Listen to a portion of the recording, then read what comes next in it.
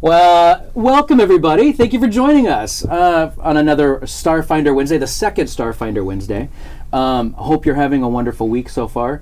Want to make sure that you know what's coming up for the rest of the week for us. Today, obviously, Starfinder Wednesday. We're going to be talking about the new AP for Starfinder that's coming out.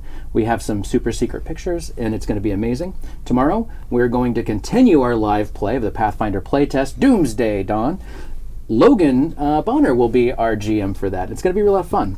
And then Friday, we're going to be doing another Pathfinder Friday, the one you know and love that we've been doing for months now.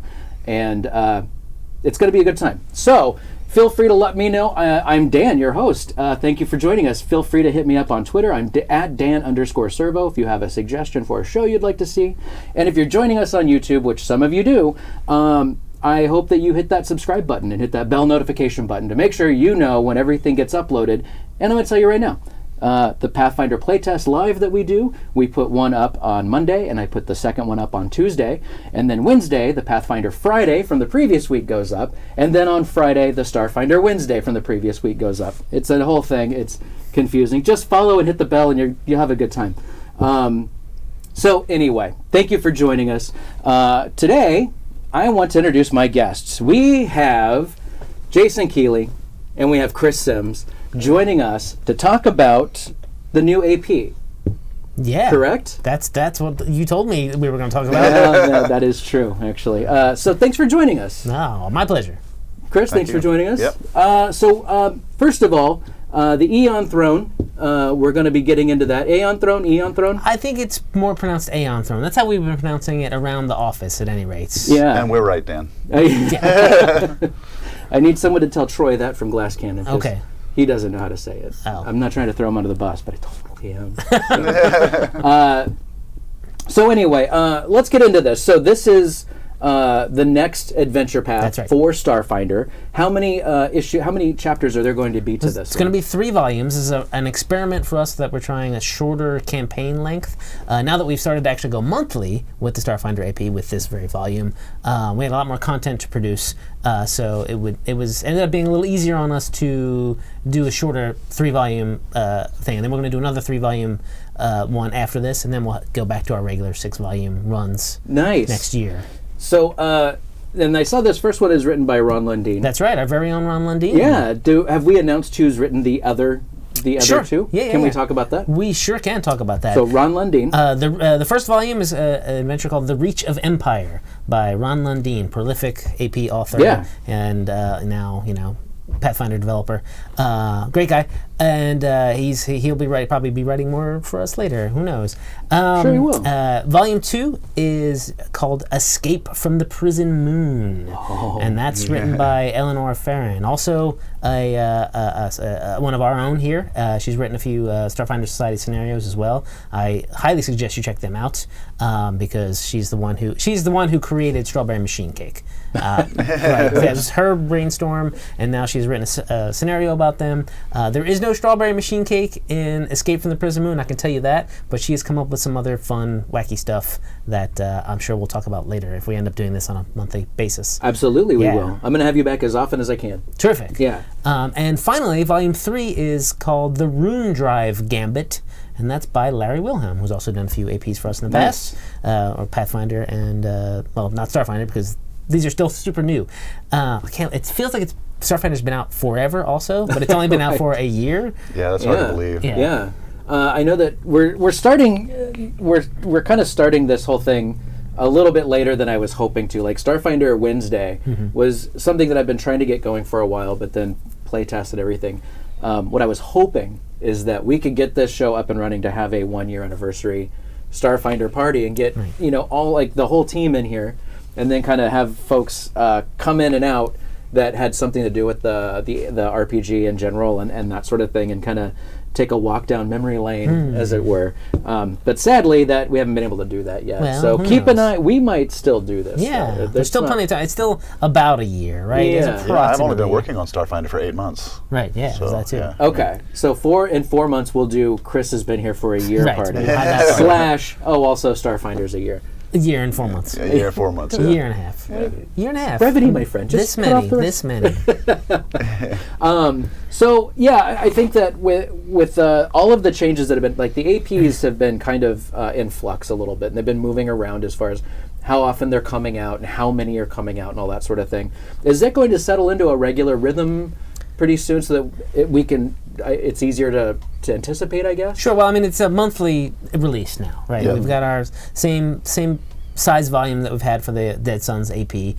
Just now, every month, I guess around about this time every month, they'll be coming out. So these 3-volume campaigns are an experiment that we're trying out because. We're, Starfinder being as new as it is, we can do these things. We can try out stuff, and we want to hear from you out there if you play through Against the Aeon Throne and just love the fact that it's only 3 volumes and you get a whole story, and that let us know. It's something we could come back to later. There's also so much possible content that a 3-volume could let us touch on a lot more things. Yeah. Something with the 6-volume APs, there's these tendencies to go to these grandiose, larger stories that need to happen over the course of 6 books, 6 adventures, that we can tell slightly more intimate, character-related stories in these 3-volume ones. So does that mean? Do you anticipate ever a time that you try a six episode AP? Well, I mean that's what Dead Suns is. But as far as like now that we're going monthly. Yes, next year, and I think we've announced the name of this. Yeah, we've announced it, yeah. Dawn of Flame Adventure Path comes out starting next February. Yep.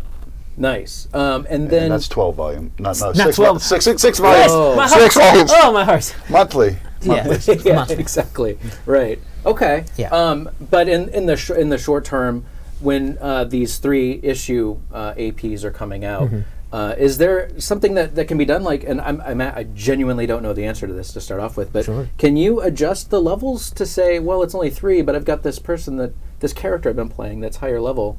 Is that something you can even do? Well, generally, you can do that. I mean, you can do that with any adventure. Right. If it's not the level that you need it for your characters, it takes some work. Obviously, you have to adjust all the stats for all the creatures and all the difficulty classes, the skill checks and whatnot. But that is something feasible to do. The Reach of Empire here is a first level adventure, but when this 3-volume AP is over, when we get to November-ish, when we start the Signal of Screams Adventure Path, that actually starts at 7th level. So you can flow seamlessly from Against the Aeon Throne, take your characters from that, move directly into Signal of Screams. We actually put in a little bit of flavor in there to sort of, if you want to do that, here's how to do that, why you're going from this sort of a high space adventure to this horror space horror adventures. Why what's going on there? So that's something you can do, and that is something we would like to possibly experiment with. Maybe start a 6-volume AP at level 4, right, and then have that go to whatever that would be, 15th or 16th level, right. At the end. So it again, if you see the stuff we're experimenting on and you like it, go on to our forums. Let us know what you think. Absolutely. Is it worth saying that the Alien Archive would allow you to alter these things pretty easily? Yeah, that's true. The arrays in the Alien Archive would allow you to update that stuff you pretty easily. If you need for that, whatever CR you need, just head on over to use the appendices in the back of Alien Archive, and you can just sort of quickly get a bunch of numbers. Nice. And that now brings us to the newest AP here, Against the Aeon Throne. I want to dig into this, and I want to dig into the overall story, but I really want to try to avoid spoilers. Okay. So keep that in mind. Gotcha. What I want to do is give folks an idea of what to expect without telling them what definitely is going to happen. And that is the difficult task that you've been given. And so I don't know, is it easier to break it out and talk about this in particular? Let's talk about an overview, because there's a website. I can kind of give you what we have said on the website. Okay, so let's cast our minds back, all the way to Galarian times, the Lantee. Okay. Right? The ancient civilization that was lost ages ago. Well, at some point during their history, they actually sent some people into space using portals. Sent them to another galaxy. No, not another galaxy, but another system, another star system, a planet, a distant planet, and then they lost contact with that colony. Okay. Well, The Lantee Star Empire, which is a sort of a major antagonist in the Starfinder campaign setting, they are the descendants of those colonists ages ago. They landed on this planet. They're like, we're cut off from Lantee. We're just going to start here. We'll start fresh, and we're going to be awesome. And evil. And well, yes, and it turns out they're also evil because they decided that Galarian was gone. They had no idea that the Earthfall happened and a lot of people were killed. That their former civilization was destroyed. But they were like, well, of course, we are the best humans that can ever be, and we will make sure to prove that to everybody. So over the millennia, thousands of years, hundreds of thousands of years, they have now developed space travel, and they've conquered some planets and subjugated some people, considering themselves the only true humans. So those are our main antagonists against the Aeon Throne. Okay. Not only the only true humans, but superior to every other species. Yes, as well. And they don't think androids are real people. They don't think they have a soul or what have you. Treat them like slaves. And they've also enslaved a couple other races that are maybe considered not so humanoid looking, but are nonetheless people. So they have through all this. They have clashed a little bit with the Pact Worlds and the Veskarium. Here and there, there's some colonies that have been roughed up. Anyone who's tried to contact these Lantee Star Empires, basically, you send an emissary out there and never hear from them ever again. Okay. So they're militaristic and xenophobic and expansionist and just a total bunch of wangs.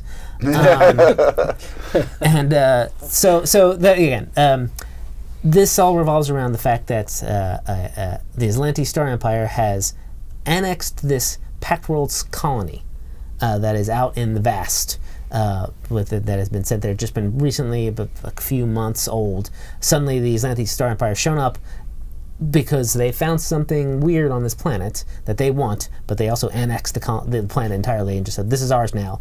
Put a occupying force there, and then the PCs show up. They are heading towards this colony planet to deliver some supplies and meet an old friend.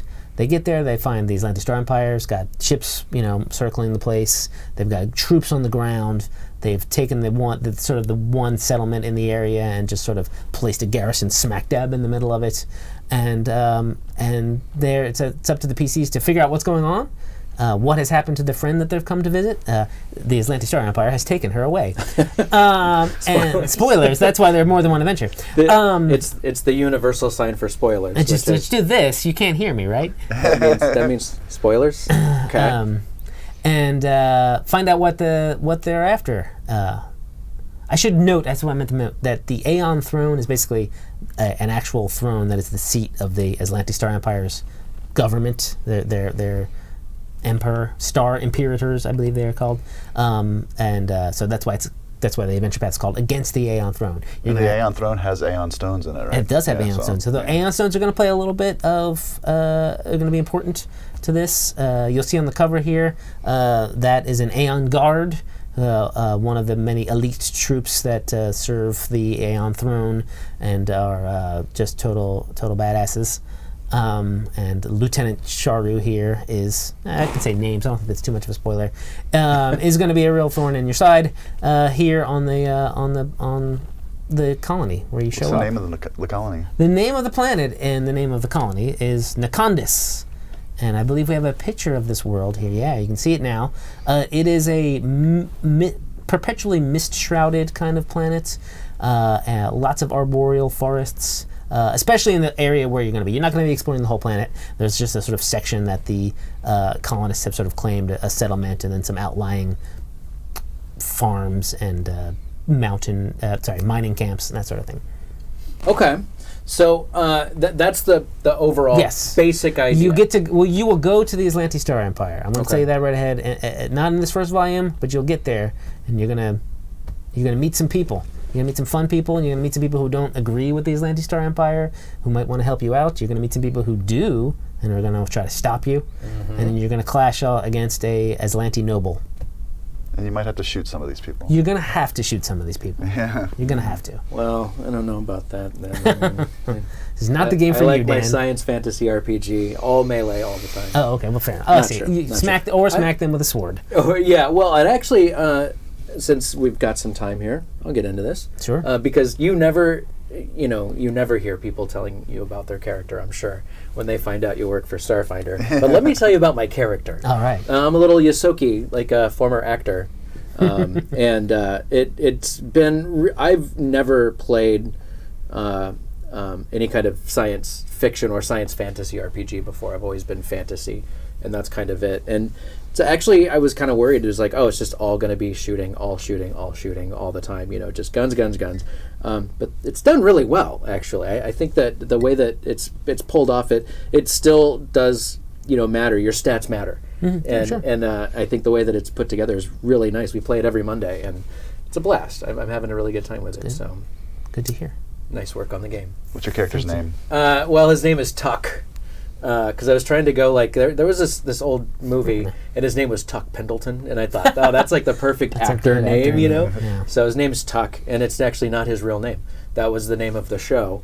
And when he was like a MacGyver type guy on this show. Okay. And when the show got canceled, he just changed his name because he just assumed that was made after him, and he's not exactly a realist, He really thinks he knows what he's doing. So there's a movie on Netflix. Just to go completely off the rails. Okay. There's a movie on Netflix called Mindhorn. Okay. It's about a person who used to be an old detective show, a 70s style detective show, and that was the character's name, Mindhorn, and now he's got to pretend to a crazed bomber or something like that is like, I want to speak to Mindhorn, and he's got this washed up actor has to come back and pretend to be Mindhorn for the benefit of this criminal to try to find where the bombs are and what have you. It's a goofy movie. Yeah. All right. Yeah. At first I was thinking series, but no, it's a goofy movie. British. One of the guys from The Mighty Boosh, I think, and wrote it. Okay. Yeah. Nice. So, Chris, what are you watching on Netflix these days? No. Go for it. Let's hear. What I watched on Netflix last was Disenchanted. Oh yeah, Disenchanted. Oh yeah, the new Matt Groening thing. The cartoon. Yeah, not bad. Did you see the thing about the Easter egg, the Futurama Easter egg that shows up in that? No. So, not quite spoiler, but at one point, it's like the last episode. There's something that I'm not there yet. No spoilers. Oh, you haven't gotten there yet? No. Okay, No, then you I'm not haven't there seen yet it. either. Okay, never mind.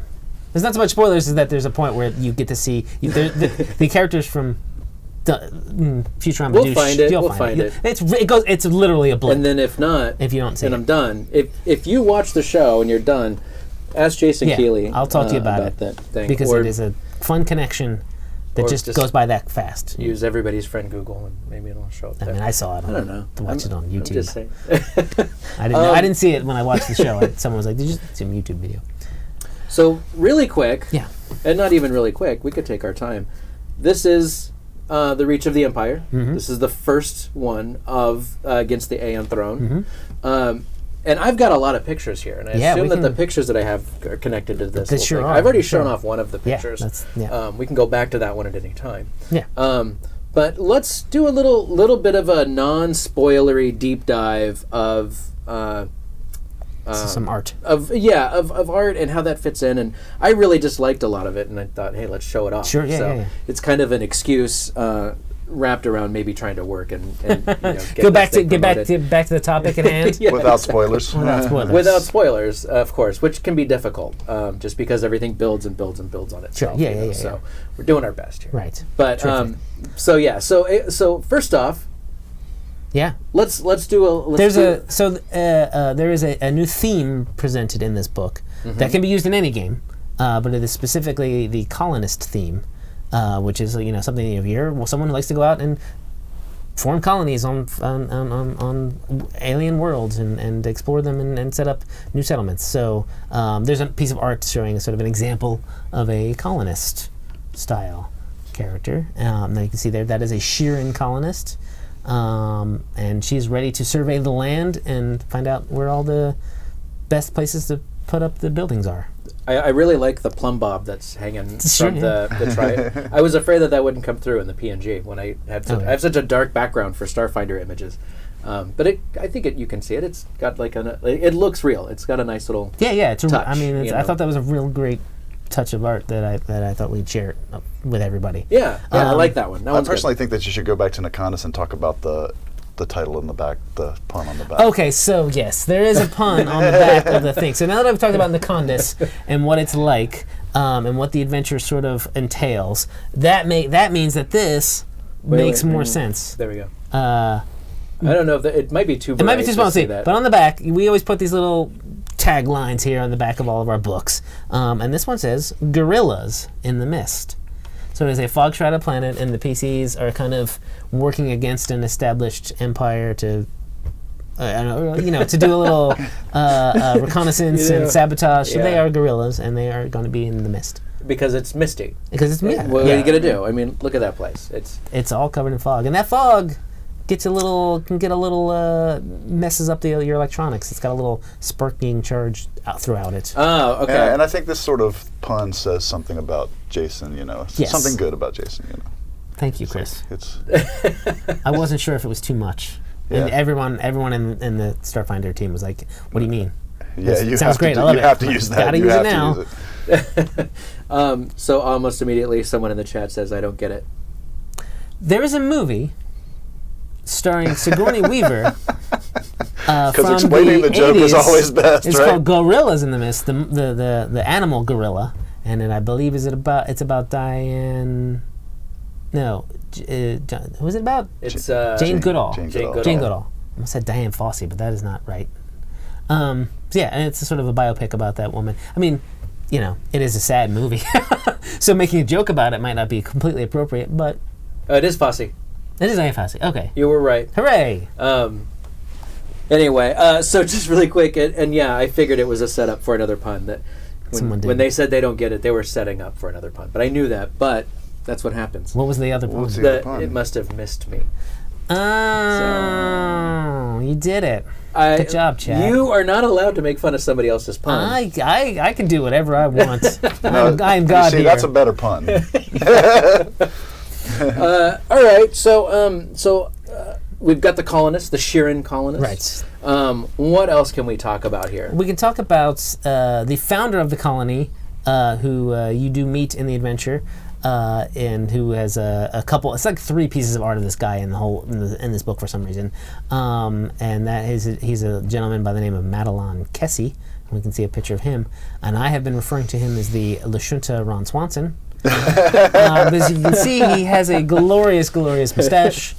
And then from that art, I sort of decided that he is a sort of very no messing around type character. Right. So there is a speech in there that is from him. So I tried to write that in my best Nick Offerman voice possible. Is he? Because isn't Ron Swanson kind of anti?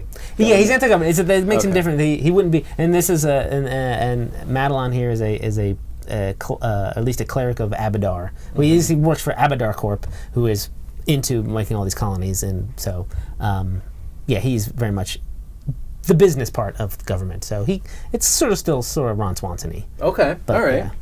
yeah. Let's see, what else do we? And also, as far as Dragon Con this weekend, Oh yeah. I believe I know Jason Bowman is going to be at Dragon Con. So is John Compton. And John Compton from Organized Play. Yeah. Is there anybody else going? I don't think Tanya is going. I'm not sure. Okay. I don't All think- right. I don't think that we have. We're not going to have a booth. We're not going to have anything like that. But there should some be organized events. play there. Yeah, There should it's be definitely organized play. so- There'll be other events. There'll be some Starfinder Society as well as Pathfinder Society stuff. Do we have anything at PAX West? We have, I believe, we're going to be showing off Pathfinder Kingmaker. Yeah, at of course. least. Yeah, sure. And one of the Alcat's booth.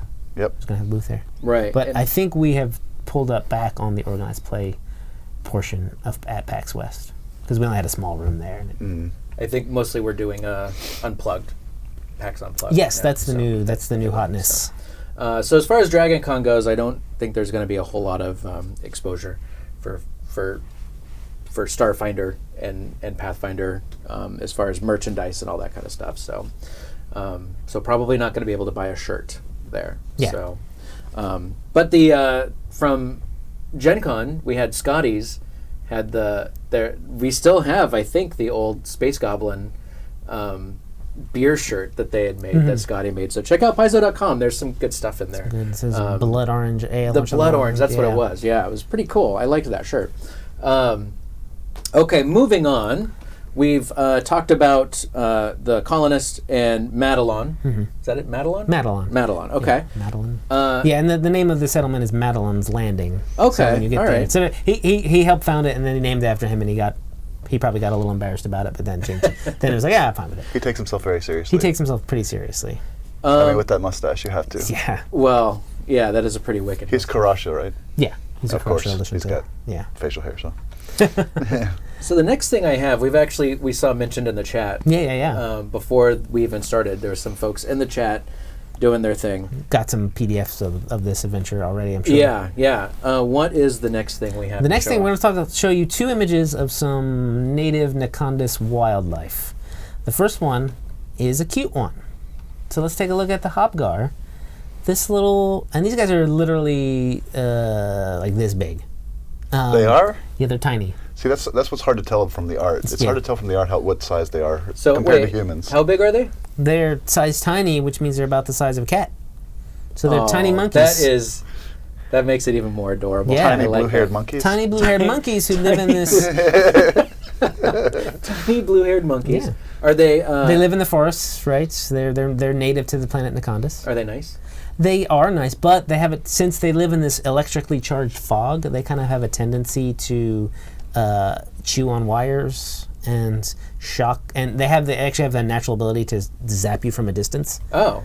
With their electrical powers. I think inherently, if something has the ability to zap me, I'm not gonna try to pet it.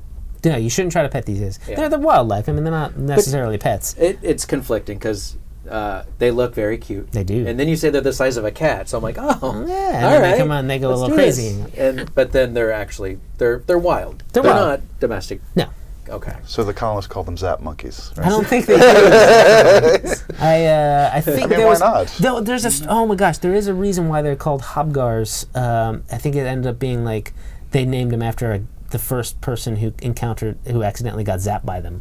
Oh, okay, cool. I think it's a story in one of the articles in there is something about somebody named Hobgar who like, oh, I'm gonna get it as a pet, and then got electrocuted. Oh, and so it was like I guess a tribute. Yes, but it's the thing that led to their demise. I don't think he died. Oh, okay. I don't think the person died. It was more like, ha ha ha, you got shot. You got shot. Well, by they the went shock after monkey. you, the zap Hobgar. monkey. You know. Right. So yeah, you'll have a couple encounters with them. Okay. And whether how you deal with them, it'll be up to you. And then we have another creature here that is less cute and more disgusting. Much less cute. That is called a Synapse Worm. Is it the size of a cat? I think it might actually be the size of a dog. These are big worms. Wait, this is tiny. This is no. I believe these guys are small. Oh. I forget now. Yeah, they're small. When I loaded this picture in, I made it really because I was like, oh, it's a giant worm. Yeah. Is it not really supposed to be that big? No, it's. I mean, I think it might be about as big as it could be. It wraps around your torso and bites your neck. Okay. It actually, what it does is it pukes out bits of its insides, and it's sort of this web that when it touches you, it kind of stuns you and dazes you, and then you go, ooh, and then it eats you, and then it bites on you and chomps on you. All right. Even though they're only like maybe about. Well, size small. They're about the size of a halfling. For Did worms, Ron make big. that horrible monster? Ron did not make that horrible monster, actually. Ron made the Hobgars. Okay. I had a different freelancer, Patrick. Hi, Patrick. The GM of the Cosmic Crit podcast. Who I think is actually in chat. Is he on there? Yeah. He pitched me some ideas for some monsters, and there's a couple other monsters of his in here, and this one was pretty gross. And if you've ever seen, if you go on YouTube and look up like puking worm or something like that, there are these actual real life worms who will just sort of like puke out this webbing that just sort of goes, and it's like their intestines or something like that that just come out and then grab things and suck them back. I think it's their sinuses, like it's like and and they use that to sense, and it it looks like liquid. Yeah. But then it's like, oh, that's actually attached to them still, and it goes back. Disgusting. It is really weird. So that's what this monster is based on, that thing, and then but also with the ability to use that offensively. So gross. Well, let's take one more look at that thing. So that's what the cilia or whatever that's coming out. It's supposed to be like it's his sinuses or whatever. Okay. Yeah. All right. Well, I hope you're not eating.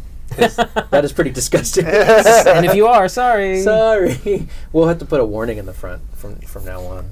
We might content warning. Have some creatures that don't look very good. So. Please don't eat the following things while watching the show: noodles, anything. All right. What else do we have? And then we'll move on to the Atlantic Star Empire is a big presence in this AP, obviously, and so in this particular volume, which is you'll see some in the adventure, but like we did a couple times before, we've seen some. Here are some starships of the Atlantic Star Empire. Okay. Because you worked on it a lot. Yeah, the starships are the first things that are one of the first things that I worked on for the AP series. So, yeah, that's this is a drone. It's a tiny starship. The Aslante love drones for some reason. Even though, as a lawful evil empire, they don't really care about the dying for the state is an honor. It's not. The state is more important than the individual, but they still have a lot of automated systems. And these drones are tiny fighters that, unmanned fighters that can shoot you out of the sky, I guess, you know. So they're just on patrol. They're yeah, I mean, and there's a larger ship, I think, that we also have. Mm-hmm. We've got this fella. Yeah, and that's a drone carrier. So one of the things that I really like about the Aslante Star Empire's ships is that they have several ways of doing things that are not normal for starships in the core rulebook. One is that science officers can do gunnery on this ship because they use drone weapons. And this same article also has a way for mystics to use some weapons, so that's pretty cool too. Really? Yeah, okay. So. All right. And then, let's see, so that covers the drone, and then that covers the other one, which is the Nexus. And then I think I have one more? Yeah. And the Nexus is more like an aircraft carrier, so it's got lots of drones. Okay. And so then it can fly somewhere, stop, right. deploy drones, and then scoop them all up when they're done. And go exactly. somewhere. Okay. Sounds good. And then that leads us to this thing. Which is a civilian ship. So okay. the article has civilian ships and military ships. And so we wanted to show the variety and kind of hint at the society at the same time. So this is a wealthy person's starship. It's kind of like a star yacht. Okay. You know, a noble might ride in this ship. The example we have in the book is one that maybe a technomancer or a mystic would, a wealthy noble that's a technomancer or a mystic would use, and it's outfitted with the guns that that person could use with mysticism. Okay. And an arcane lab and stuff like that. So it's a luxury craft. And then would that be something that, as far as the colony, is that something that is pretty common in the colony? No. Okay. So all right, a lot of the back matter articles are to expand on the subject matter at hand. So this is one of the first peeks you get at the Star Empire's ships, because you encounter the drones early in the AP. Okay. So. And we'll see more of them in the future adventures. And that was just 3 out of, I think, 8 ships that are presented in that article. And then there's an additional ship that's on the inside front cover, which is what we've been doing with the just in this AP. book alone. Just in that book alone. Yep. That is great. And I can tell you that the statistics for some of these ships will show you why the Veskarium could not stand against them. Let's talk about that. So the Veskarium was one of the first to encounter Najin Korazias, their colony, was invaded by the Aslante, and the Aslante just utterly annihilated them and took over their colony and kicked them out of the system. Yeah, this is sort of a historical thing that happened 20 or so years ago, something like that, in the setting, is that this is when the Pack World and the Veskarium knew that the Aslante Star Empire were out there when these ships came in and just blew this colony away. Is there a reason they did that? They were probably, I think it was like, you're intruding on our space. Yeah, that's our space. Territorial. Sorry. Yeah. Okay. Sorry, not sorry, we're lawful evil. Yeah. Lawful evil, what do you want from us? Come on. Okay, well that's cool. And so that is the basic idea of the whole story, basically, without getting into too much detail. Without getting into too much trouble. Kind of showing off some of the people and the ships that you will find in this book, which this comes out today. Yeah, right. I think people have been getting their shipping notifications. People have got their PDFs clearly. Yeah, some of the subs have gone out a little bit late. Yeah. We've had some website problems. Might have noticed a few issues on the web. Let's not talk about it right now. I will. I just. What are you talking about? We're going to do it later. Anyway, sorry about that. But subs are starting to go out, and they were staged and ready, so a lot of those are coming out. And then when I assume you guys have played through this somewhat. Played through it? Yeah. You guys gonna do some of the major hits and that kind of thing. I'm like we do it. We have I should say we look at everything. We kind of make sure that we've done enough that we can kind of like tell, this might work. This will work better this way. But very rarely do the Starfinder team test the adventure before it goes out. Okay. So oftentimes the author will maybe do it, on their own while they're writing it. Sometimes if I see something that I don't like, or something that I might think is problematic, I'll ask around about it. But we don't necessarily have enough time to go through. I am planning to run this myself in the near future. Nice, but not for some people online. Not here in the office. I feel like there are so many questions that would be good as a recap show, where it's Sure. like you put the spoiler warning in front. And we talk, because I think the big things that I always look forward to are, what are you super excited for people to encounter when they're playing, and those are things that obviously we can't talk about, and then even now I personally feel like Dead Suns is, too early to go through that stuff either. It's too much or too quick, I think. But at some point it'd be really good to do a spoiler tag show. And just kind of reminisce about some of the things that, oh my gosh, that was amazing when that happened. Several Yeah, APs. it's funny, we were talking before the show started that why we didn't include some art pieces. Right, So, which would have been spoilery regarding encounters and stuff like that, so. I think that, are you listening to the Glass Cannon playthrough that they're doing? No. Of Dead Suns? Yeah. I've listened to part Androids of it. and Aliens. Yeah, and stuff. okay. Part of it. All right. It's pretty fun, I am having I personally, it's difficult for me to get a big regular game going for Dead Suns. Yeah. So it's a long, involved thing. That's why it's 6 months. That's why we're doing the 3-volume thing. Yeah, an AP is not fast. It's not. It takes, but it is a lot of fun. I like it because you invest in your character. Like you get to have that character, and it's like, we're going to do this for a long time. And that's really cool, but it's kind of fun when I'm not going to be able to play this, to have that show there to kind of follow along with.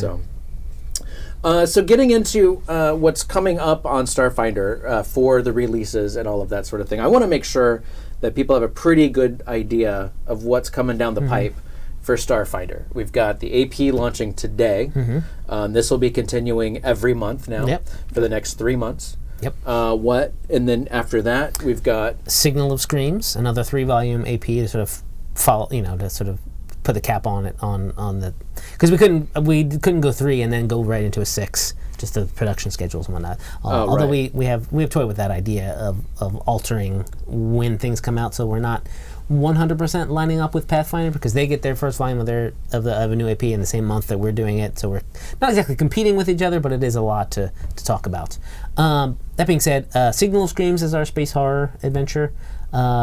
Chris here wrote the first adventure, and it is good and gruesome and gory. I'm sorry ahead of time. Yeah, it's not nice. That'll continue through January. And then in February, the Dawn of Flame Adventure Path will begin.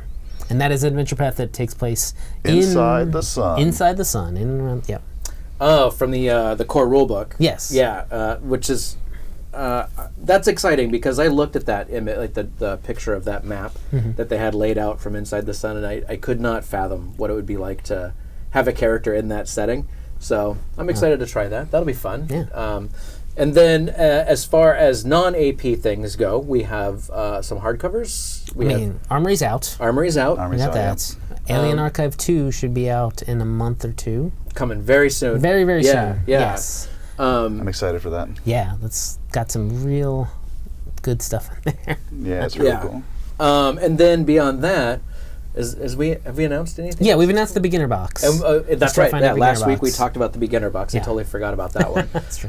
So go see last week's show for all about that. But that's coming out early to mid next year. Yeah, and I think as far as I'm concerned, I think the feedback that we get a lot is, I wish there was more coming out. We just need more material, and I think that's kind of it's encouraging to me, to where it's like, oh, people are super excited. They want to get their hands on this stuff and devour it. And then, having the Armory sell out at Gen Con was a blessing and a curse, I think, at the same time. But at least it shows that it is still a lot of fun for everybody. And it's a great game. If you have not played Starfinder yet, a good way to get into it is to go to your FLGS and play organized play for the Starfinder Society. The previously mentioned Strawberry Machine Cake band, that is from a PFS. From a Starfinder. And then there Star is Sugar Heart Love. Right, that is I believe the name of the scenario in which they feature prominently. They're mentioned early on, just sort of as a throwaway, and now we've taken that and run with it. People have, really glommed onto that, and they are, and organized play is actually producing now 2 scenarios a month. Instead of the 1. So both adventures and scenarios have ramped up, doubled up. Lots of stuff coming out. 2 Starfinder adventures? Yeah. I didn't know that. 2 a month now. And that's a lot. For those that don't know, the Starfinder adventures are the ones that you would be playing at your FLGS when you go. What is the expected time investment to get through one adventure? Oh, well, you're meant to get through one in a session, basically. So about like 4 to 5 hours, Yeah. with about 4 to 6 players. You get through one, and you tell a sort of a full, complete little story generally, and you get credit, and you get to level up your character and bring it to another table, and let's meet some other new people. Lots of good stuff. I think It's all a themed campaign, right? It's about related to that. Yeah. There are adventures that revolve around a certain thing that has occurred. The Scoured Stars incident, where a lot of the previous Starfinders got trapped in this weird bubble galaxy. System. I keep using galaxy the wrong way, so they're trapped there, and it's all about what's going on there and mopping up. And then occasionally you'll get a couple things that a couple scenarios that link up. For instance, that don't talk about. I wrote 2 of them. There's one, and there's sort of like the first 3 or 4 adventures. You go to this planet where you meet some. And radioactive wasteland, and a couple tribes of beetle people are living, and coming soon, or might be out this month or next month, the sequel to that one comes out, so you go back to that planet and interact with those beetle people again. And we played the first one in our developer game. Yes. So. That was fun. I enjoy that. I enjoy my beetle people. Yeah. Well, and I just to let everybody know, I would like to do a more in-depth show, because you're not part of the organized play team. You do some work for them. We talk, and I think that we, as much as we all know what everybody else is doing, I want to. Now that I've got 2 shows, we've got one for Pathfinder, one for Starfinder. My hope is that it's easier to get organized play segments going, and so that's kind of the plan. It's just that team is almost always gone somewhere. Like Tanya's always gone. Sure, yeah. So my hope is very soon to get a Starfinder Society show, where we can just talk everything about Starfinder Society. John Compton, who is of course the lead developer over all of our scenarios, and Thurston Hillman, who does the brunt of the outlining and the work and the development and finding people. For Starfinder Society stuff. Yeah, you should talk to them. Yeah, absolutely. They're both great people. We'll get that going for sure. So we have about 15 more minutes left until the end, and so I thought it might be fun to open up for any questions from the chat, and also to take this time to say thanks for joining us to the folks that are here. I see Dan is in there. I see. We've got Patrick in there, we were talking about earlier. We're being hosted by a few channels, and we really appreciate that. That's super nice to help us get our word out there a little bit better and help kind of spread the Starfinder Wednesday. It's a brand new show. This is only our second episode, and already the reception has been pretty amazing. So thank you so much for joining us. Let's see. Got one. How would this adventure be to introduce new players to Starfinder compared to Dead Suns? Oh, how is it like as an introduction to Starfinder? Oh, that's a good point. Dead Suns is really, really meant to be a full introduction to Starfinder the game and Starfinder the universe, because it kind of walks you through, and for new GMs as well, it kind of walks you through how to do things, at least in those first couple of adventures, take you from Absalom Station, which is the heart of the Starfinder Society, Starfinder scenario. The word is setting. The Starfinder setting to a couple of the planets in the Pact Worlds, and then to the out there in the weirdness of space. So that is sort of a microcosm of Starfinder. Against the Aeon Throne is I mean, not saying it won't be bad. There's a little more buy-in on like who you are and what you're doing, and you don't actually interact with the Pact Worlds pretty much at all during the adventure. But if you want to play a plucky band of heroes facing evil Star Empire, then somehow that might be that's pretty good. There's a lot of the Against the Aeon Throne AP has a lot of sort of definitely a lot of action and adventure. It's got some subterfuge in there, some meeting a bunch of new alien races and talking to them. It's got an escape from a prison moon. Escape from the prison moon. You got to realize that's going to be, a kind of a almost like a spy thriller kind of vibe to it in a lot of places. So if that particular brand of action adventure is what you want, then yes, Against the Aeon Throne is definitely something you can bring in new people in. And I think it's a good introduction to something that could be a longer running campaign, like something opposing the Star Empire. Right. So. If a GM wanted to do that sort of thing. So I've got a question over here, and I can't make out the word. Oh no. What is that word? Are the connected to the Lantee Star Empire? Indiffians? Okay. Are the Indiffians connected to the Lantee Star Empire meant as a major threat or something else? I see. So or is that too spoilery? I don't know.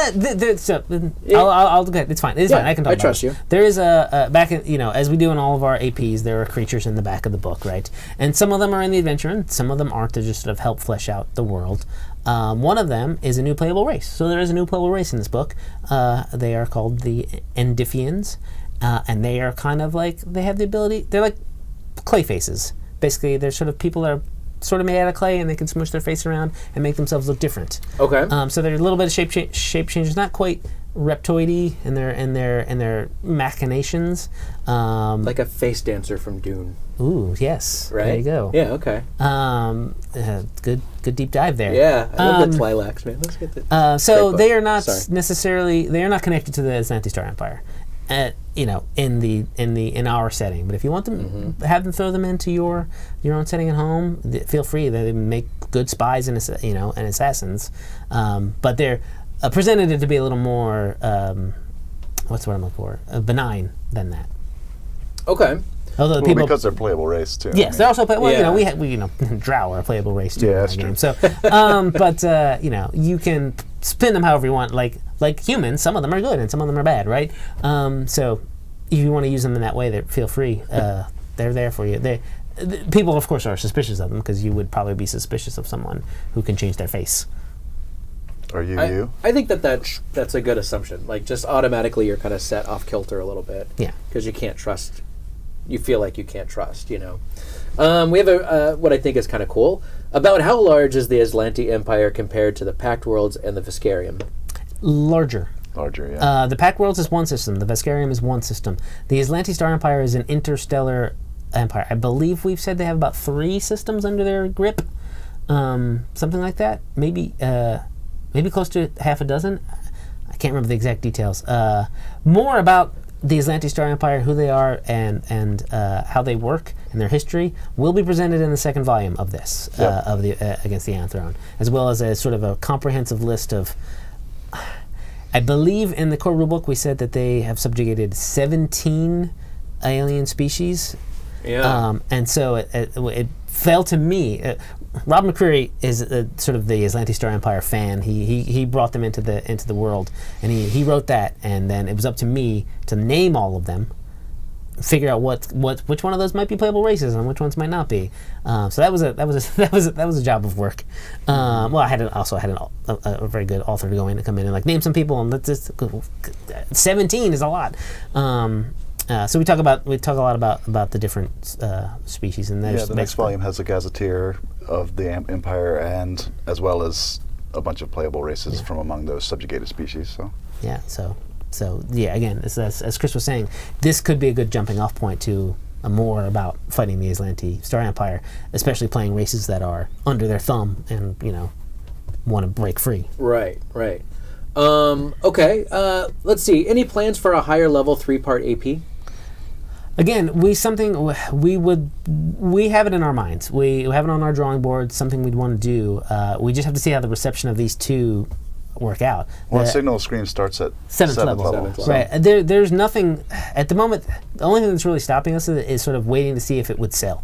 And granted, people have been asking for it, so that's been great. Again, go to the forum, say, "Hey, let's do this," and we can get those data points and take them to the higher ups and say, "Hey, look, people want a 3-part AP that starts at level 12 and goes to like level 15 or 16 or 17 or something like that." Then we'll do it. I mean, there's nothing. We don't have any qualms against doing it for sure. We just got to come up with the right story, once we have that, and the knowledge that it's not going to be a total flop.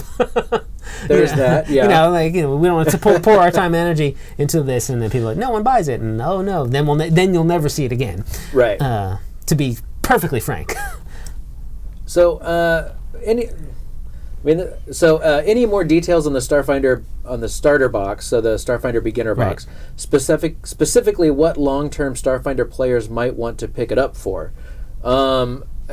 Okay, so I assume they're saying if you're a long-term Starfinder player and you already know how to play, why would you want to get the beginner box for Starfinder? I think that's what they're saying. Yeah, sounds about right. You'd want to pick that up if you want to introduce new players to Starfinder, right? You can bring this box and start there, and even though you know a lot, your 4 or 5 friends might not know that much. So I think that would be a reason. In terms of like and then take them after playing that for a bit, take them fully into Starfinder. I mean, we've all met players that they see this huge book and they're like, oh, I don't like that. Looks like a big investment. Yeah. But if this box, you could just take the pre-generated characters out of and just start playing. Yeah. So it's a little bit easier introduction. I know that we've gone to like bookstores and done in-store events and things like that with the Pathfinder beginner box, and I've seen lots of libraries that will have it, and they'll have a game night and they'll use the beginner box as a great way to kind of introduce people to the idea, both people that are new to Pathfinder and people that are new to RPGs in general. Exactly. It's a really good kind of gateway to let me help you learn this the easiest way possible. Yeah. So those are the reasons that I think. Yeah, that's the intent of the product, basically. Yeah, absolutely. Moving on, we've got Cosmic Crit is asking, for me, how does my hair get so perfectly coiffed? It's a lot of Grant's pomade. I use that. We stuff got here like crazy. like 3:33 about then, and it was just we had to sit here and watch Dan fix his hair for about 25 of those minutes. Before we started. Yeah. If we start a Patreon, that'll be behind the scenes stuff. It'll be 20 minutes of me in front of a mirror, getting it just right. We don't have a mirror in here, but still, yeah. You just held up an older picture of yourself from like the day before. I was like, just get my hair just like this. Like it was a mirror. It was the weirdest thing. That's exactly it. Yeah. You're actually pulling the curtain back on my process. Oh my gosh. I'm sorry. I need to expose you in that space. Let's see. What's next here? We've got things are moving fast. Any plans for a vehicle play mechanic for operating a giant mech? People want mechs. People definitely want mechs. People want mechs. Now, that's from Dan Peck from Deep Water Deep. Oh. So, yeah. Hi, Dan. We hear you out on the boards that people want mechs. And we have to find the right place to put it and the right system for it. But, every time we do a brainstorming, like, what's going to be the next book? Can we fit mechs into this? It's sort of like question number 4. It's up there in the top 5. Yeah, I've heard that question several times in meetings. Yeah. I don't know if we're ever going to do it, but we are thinking about it as well. It's not something that's just taken off the table. No. Right. Yeah. I mean, there is huge power armor, by the way. I mean, that's not quite a mech, but, it's kind of an armory. A stopgap. You can get power armor and basically be a huge creature. Yeah. People are now mentioning kaiju in the chat. There's an alien. I mean, in the first Alien Archive, there is a kaiju. Yeah, which there might be another one in an AP volume at some point. Maybe, I don't know. We're supposed to do this when you do spoilers. Oh, okay. I thought no. Well, that's the Dr. Evil. Oh, okay. This is International Center for Spoilers. Let's see. I think that's gonna bring us close to the end of the questions, unless I'm missing some. So, in conclusion, what would you like to say about this upcoming adventure path that people they're going to love? They're going to love playing. Yeah. What final words would you have to send people off in their big adventure that awaits them as they go against the Aeon Throne? Down with the Empire. There it is. Beware the Empire. Oh, see? Yeah. That is really, really ominous. I like this. All right. Well, we're going to put a bow on this one. Thank you so much for joining us, everybody. Again, second episode that we've done. And again, I think that it's getting to be a really, really good community that we're building around Twitch. And it wouldn't happen without you folks out there. Feel free if you would like to. There's by no means any pressure to, but we are able to take subscribers. And if you do, we've got some pretty fun little emotes down there on the bottom that you can use. There's some burning dice and some freezing dice and all of that sort of thing. Most of those are we put those in so you could use them for the live plays that we're doing, like tomorrow and every Thursday for the foreseeable Thursdays coming up. And we're on the verge of being able to add another one. Hey, there they are. Someone's doing them in the chat right now. That's probably Brendan. Nitrace is doing those. And we're trying to make them all nice and fun for you. So, and again, if you're watching this on YouTube, please consider liking and subscribing and hitting that bell notification button. These are this show specifically will be uploaded on Friday to our YouTube channel. So look for it there if that's where you're going to see it. Regardless, we hope that we'll see you tomorrow for the live play that we'll be doing with the Pathfinder playtest. Tonight, we're actually going to be live. We're going to be hosting a channel from Wormwood Gaming. They are a local game table manufacturer, and they're doing their Kickstarter launch tonight. So we're going to host that for a few hours. If you're interested, check it out. It should be good. I have it on good authority that we might have one of those tables in here very soon. And they're local, which is kind of cool. So we'll see. Beyond that, thank you so much for joining me. For Jason Keeley, I lost my mic. For Jason Keeley and for Chris Sims and for Paizo, thank you so much for joining us, and we will see you right back here tomorrow. Bye. Bye.